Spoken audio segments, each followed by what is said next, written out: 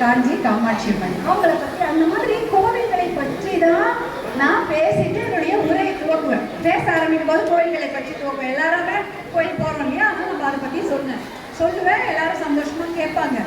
தர்மபுரி அப்படின்னு சொல்லும்போது எந்த கோவிலை பற்றி சொல்லுவது அப்படின்னு நான் யோசிக்கிறேன். ஏன்னா அவ்வளோ பழமையான கோயில்கள் இங்கே இருக்கிறது. பைரவர் கோயிலாக இருக்கட்டும், ஆஞ்சநேயர் கோயிலாக இருக்கட்டும், இங்கே மெய்யப்பன் கோயிலாக இருக்கட்டும், என்ன பழமையான கோயில்கள். தர்மபுரியை பற்றி சொல்லும் பொழுது என்ன கோயிலை பற்றி சொல்லலாம் நான் யோசிக்கும் பொழுது எனக்கு ஒன்றுதான் தோணுது, தர்மபுரியே கோவில் தான் எனக்கு.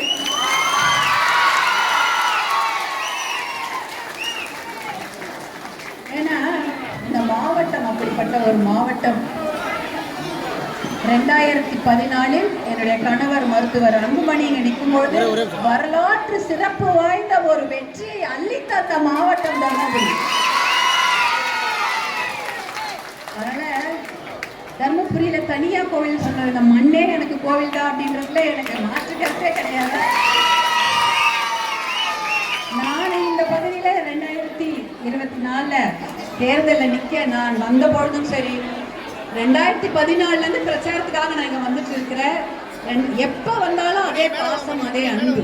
அதே போல நானும் இங்க வேட்பாளராக, பாராளுமன்றத்துக்காக வேட்பாளராக பாட்டாளி மக்கள் கட்சி சார்பாக தர்மபுரி மாவட்டத்துக்குள்ள வேட்பாளராக போட்டியிடும் பொழுது என்னையும் என் மகள்களையும் 2 கைகளை கூட்டி வாரி அணைத்து கொண்ட மாவட்டம் தர்மபுரி. அவ்வளவு பாசம். என்னைய பொண்ணுங்களையும் உங்க வீட்டு பொண்ணுங்களா தான் நீங்க பாத்தீங்க, வேற எதுவுமே நீங்க பார்க்கல. நானும் இந்த ஒரு பொண்ணுதான்